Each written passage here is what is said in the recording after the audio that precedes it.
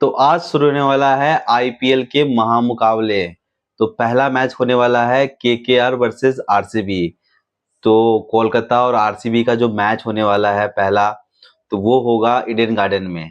और जो खबर आई है कि ईडन गार्डन में बारिश होने के चांसेस है, बट मैंने जो वेदर अपडेट देखा है कि शाम में जो वेदर प्रिडिक्शन है वो कम हो रहा है धीरे धीरे। अगर मैंने कल जब चेक किया था तो 70 to 80% दिखा रहा था, बट आज मॉर्निंग में चेक किया है तो 40 to 50% दिखा रहा है। तो चांसेस हैं कि बारिश ना हो।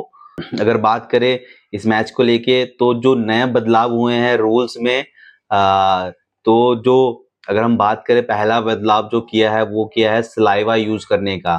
तो जो कोविड के टाइम पे सलाइवा यूज करना बंद किया गया था बॉल को एक तरफ से चिकना करने के लिए, वो अब दोबारा से स्टार्ट कर दिया गया है।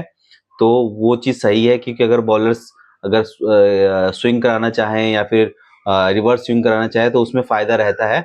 बट देखते हैं कि व्हाइट बॉल में ये चीज उतना हो पाता है नहीं हो पाता है, वो अलग बात है।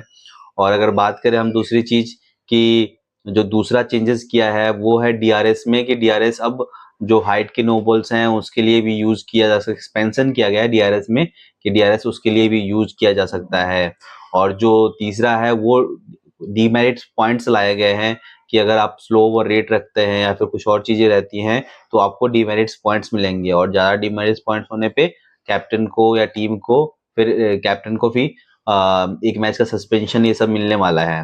तो जो एक और रूल है वो है कि जब ड्यू आता है तो जो दूसरी इनिंग में बॉलर्स बॉल डालते हैं तो बॉल काफी गीला हो जाता है और बॉल नहीं स्विंग करता है ना कुछ करता है, तो बैटिंग करने वाले के लिए बहुत इजी हो जाता है वहां उस टाइम पे।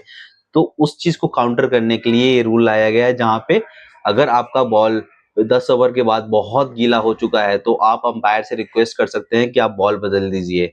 तो उस वो एक मुझे लगता है कि वो एक अच्छा कदम है, क्योंकि बहुत सारे मैदान ऐसे थे जहां, अगर मैं बात करूं चेपॉक का या फिर मुंबई के पिच, या फिर मैं बात करूं जो गुवाहाटी में मैचेस भी होने वाले हैं या कोलकाता में भी मैचेस होते हैं, तो ड्यू काफी आती है।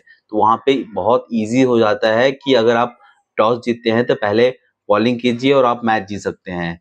तो ये एक रूल है जो उस चीज को काउंटर करेगा। तो एक फायदे वाली बात है टीम्स के लिए कि अगर आप टॉस हारते भी हैं तो आपके पास एक चांस रहेगा कि सेकंड में बॉलिंग करेंगे, तो आप अगर बॉल ज्यादा गीला हो रहा है तो आप चेंज करवा सकते हैं।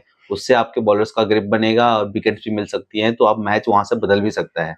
तो ये एक फायदे वाली बात है कि टॉस को निगलेक्ट करने के लिए ये रूल लाया गया है। तो ये एक अच्छा रूल है जो मैं मानता हूँ कि ये आईपीएल के लिए सही रूल है।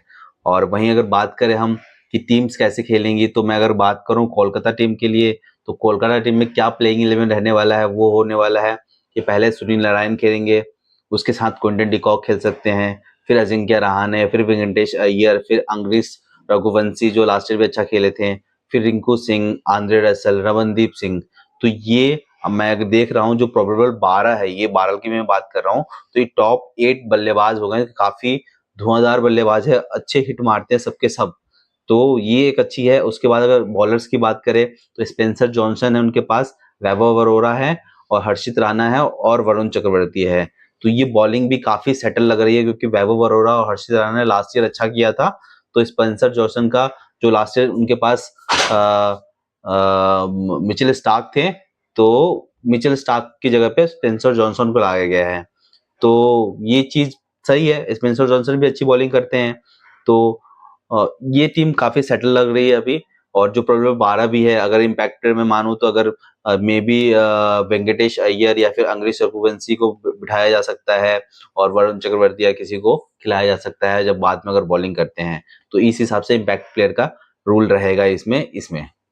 और अगर बात करें मैं आरसीबी के बारे में, तो आरसीबी भी अगर प्रोबेबल 12 की बात करूं तो वहां पे फिल सॉल्ट के साथ विराट कोहली ओपनिंग करेंगे। नंबर 3 पे मुझे लग रहा है कि या तो देवदत्त पडिक्कल को खिला सकते हैं या फिर रजत पाटीदार खुद आ सकते हैं। तो मुझे लग रहा है कि अगर इम्पैक्ट प्लेयर की बात हुई तो मुझे लगता है देवदत्त पडिक्कल को नंबर 3 में खिला सकते हैं, ताकि वो अच्छे हिट्स भी लगाएं और रन भी बना सकते हैं। बाद में उनको बिठा के किसी बॉलर को खिलाया जा सकता है जिसकी वजह से अच्छा हो। नहीं तो अगर आप नंबर 3 पे देवदत्त पडिक्कल को नहीं खिलाते हैं तो आपको फिर रशीद सलाम को नीचे खिलाना पड़ेगा, क्योंकि नीचे भी हिट अच्छी लगा लेते हैं और प्लस में बॉलिंग भी अच्छा करते हैं। तो ये ऑप्शन मुझे लग रहा है कि ऐसा करेंगे। फिर से नंबर 3 पे अगर मैं देवदत्त पडिक्कल को रखता हूँ तो नंबर 4 पे आप रजत पाटीदार को खेलते हुए नजर आते हैं। फिर लियाम लिविंगस्टन मिलेंगे, फिर अब जितेश शर्मा खेलेंगे, फिर टीम डेविड खेलेंगे, फिर कृणाल पांड्या। उसके बाद अगर बॉलर्स की बात करें तो बॉलर्स में आपके पास भुवनेश्वर कुमार है, जॉस हेजलवुड है, यश दयाल है, उसके बाद सूर्या शर्मा है, रशिक सलाम है। तो ये काफी अच्छे बॉलर्स हैं जो आरसीबी के लिए काफी अच्छा रहेगा। तो ये दोनों टीम के प्लेइंग 11 हैं। बाकी देखते हैं कि मैच कैसा रहता है, और इस मैच में बहुत नजर रहेंगी क्योंकि पहला मैच है। बात करें दोनों टीम्स को लेके तो दोनों टीम्स का पहला मैच जीतना काफी अहम रहेगा, क्योंकि आरसीबी बहुत सालों से अगर हम देखें हेड टू हेड में भी देखूं तो अ, अगर मैं बात करूं 2021 के बाद जब से यूएई लीग खत्म हुआ था, फिर जो मैचेस वापस इंडिया में होने शुरू हुए थे, तब से केकेआर ने डोमिनेट किया है इस क्लैश को। और पिछले 7 में से 6 मैचेस केकेआर ने जीते हैं आरसीबी वर्सेस केकेआर में से। तो ये एक चांसेस है कि केकेआर का अपर हैंड रहा है। तो क्या आरसीबी इसको काउंटर कर पाएगी, ये मैच जीत पाएगी कि नहीं जीत पाएगी, वो अहम रहेगा। और आरसीबी की जैसी शुरुआत लास्ट ईयर भी थी, तो लास्ट ईयर भी वो ऊपर नीचे चले थे, लास्ट में वो आके 6 मैच जीतते हैं, जिसकी वजह से वो प्लेऑफ में क्वालिफाई कर पाए थे। बट इस साल वो कैसे कर पाते हैं, क्वालिफाई कर पाते हैं नहीं कर पाते हैं, वो एक देखने वाला रहेगा। बाकी मैच का भी अपडेट मैं लेके आता रहूंगा। तो आप देखते रहिए न्यू बॉल क्रिक इन्फो। लाइक कीजिए, सब्सक्राइब कीजिए, कमेंट कीजिए। Thank you.